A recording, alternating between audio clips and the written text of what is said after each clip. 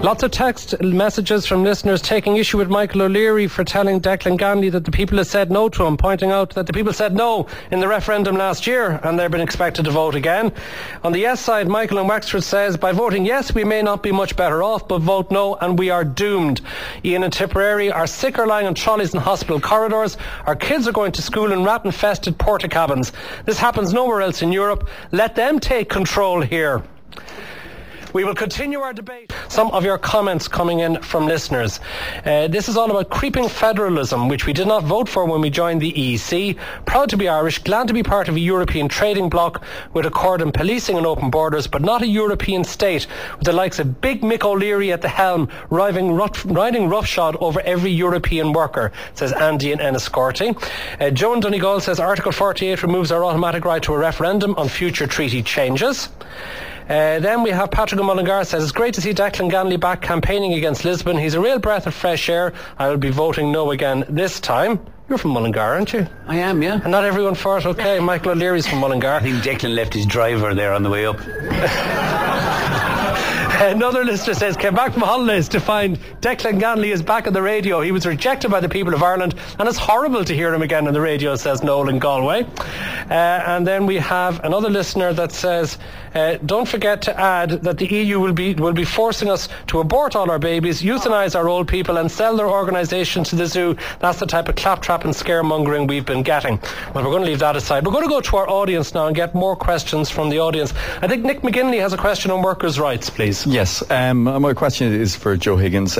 If the Charter of Fundamental Rights does not bolster workers' rights whatsoever, why was it resisted by the Polish and British governments under pressure from employers' groups? And thanks for the book club, Nick. Nick McGinley is the author of the 100 Reasons to Vote Yes. The fact is that it does absolutely nothing for workers' rights. And if workers in RyanAir, for example, demanded of management to negotiate with a union which those workers nominated to defend their position, there is absolutely nothing in the Charter of Fundamental Rights or in the Lisbon Treaty that would force RyanAir management to deal with them in the democratic fashion asked.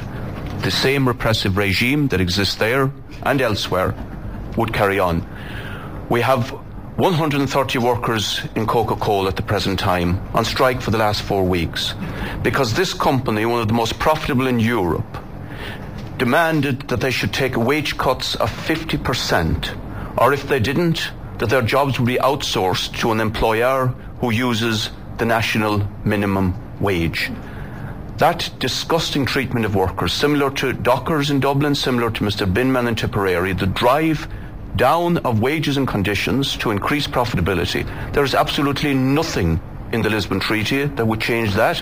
It would be as legal after, scandalously, as it is before. But it Joe is Higgins, worse than that. Leo Varadkar Fine Gael recently said that if the treaty is passed, when Fine Gael get to power, the next time they get to power, he will introduce legislation that will compel employers to deal with collective bargaining as a result of the introduction of the Lisbon Treaty. Would you not be in support of Fine Gael? We'll see if Fine Gael does that, but it has nothing to do with the Lisbon Treaty. And the Lisbon Treaty makes the situation worse because it institutionalises quite categorically the judgments of the European Court of Justice, of which we have 4 notorious examples, where they endorse the exploitation of migrant temporary workers in countries towards the west of Europe because of, they said, the freedom of contractors to bring them in from low-wage economy and provide a service in higher income states. In those cases, the Court of Justice found that the European Union Treaty and the right and freedom to establish business inside the Union predominated over workers' rights. That position is institutionalised in the Lisbon Treaty. Marian Therefore, Harkin. it would be a step back rather than forward. Marian Harkin, what's your response? I want to deal with the 2 issues that Joe has spoken about there. He talks about workers' rights. Well, just last Tuesday, I had a meeting for an hour with John Monks, who's the Secretary General of ETUC. That's the European Trade Union Confederation, that represents 80 different confederations throughout Europe. In fact, Congress is a member of it.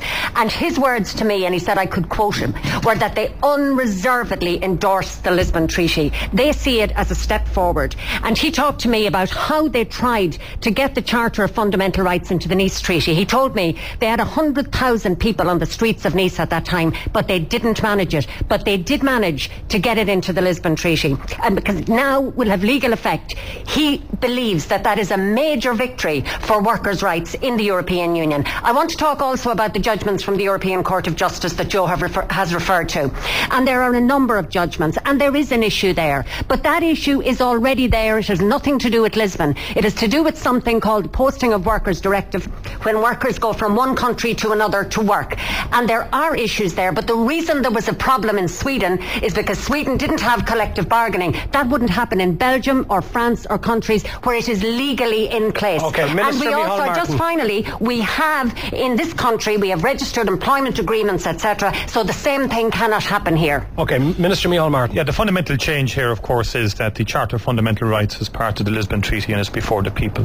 And the Charter of Fundamental Rights advances the cause of workers across Europe, and particularly in Ireland, in terms of workers' rights to information and consultation, the right of collective bargaining and action, the right of access to placement services, protection in the event of unjustified dismissal, fair and just working conditions, protection, prohibition of child labour abuse, and so on. Now, SIPTU, Congress, these are trade unions in Ireland who represent workers, are clearly saying to workers to vote yes because it advances the cause of workers' rights. Blair Horden, for example, the public service unions, is passionate about the need to vote yes to enhance workers' rights. Is Joe saying that these people who represent workers are against workers? That workers are against workers when they call for a yes vote for Lisbon? It's the same with the employment argument. 90% of those who create jobs in Ireland say yes to Europe. The vast majority of trade union leadership in this country and across Europe are saying vote yes for the Lisbon Treaty and the Charter because they advance workers' rights. In terms of the specific cases, there's been a gross distortion of the Dail judgment, the Viking judgment, the Rupert judgment. Gross distortion of that. They were country specific. In Ireland, we have a statutory minimum wage.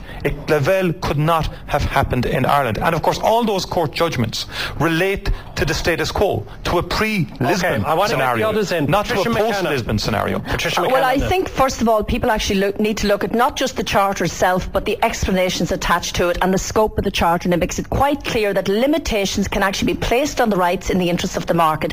Secondly, the Minister is right in relation to one thing, and that is that we have a minimum wage here and we can't be forced to lower that minimum wage. But the problem is, for someone, say for example, who's entitled to €20 an hour, can actually, by virtue of the fact that somebody else might be willing to do it for less, have to accept less than what they're entitled to. It doesn't mean that the minimum wage itself can be forced down in Ireland. And I think this is one of the reasons why, if you look at SIPTU's statement itself in relation to supporting this, they said, we're supporting it because we think if we don't, we might get a worse deal. Trade unions have never taken that attitude over the years. And just if I can finish on this point, the workers' rights issue and the wages issue is one of the key issues in this treaty, and I think that's why the yes side are so defensive about it and want to rubbish the argument. Declan Ganley first, what's your position? Well, the Charter is already established jurisprudence, so we don't need the Lisbon Treaty for it. We got it anyway. It's being used. It's not part of EU law, and you do need it. Article 52. Excuse me, Minister. Sorry, let's let Declan Ganley speak, please.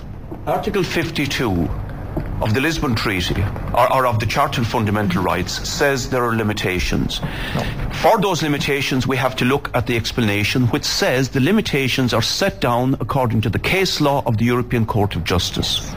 And they quote from the case law, Minister, based on the 2000 case, which says rights can be limited in the interest of the common organisation of the market and the freedom of others. And the freedom of others was the freedom of contractors to come across borders. Okay, therefore, we're getting very technical here. Therefore, we have rights that are totally limited by case law, and that means going into the future, the same Court of Justice, the same case law dictates. So in fact, we're writing in this situation.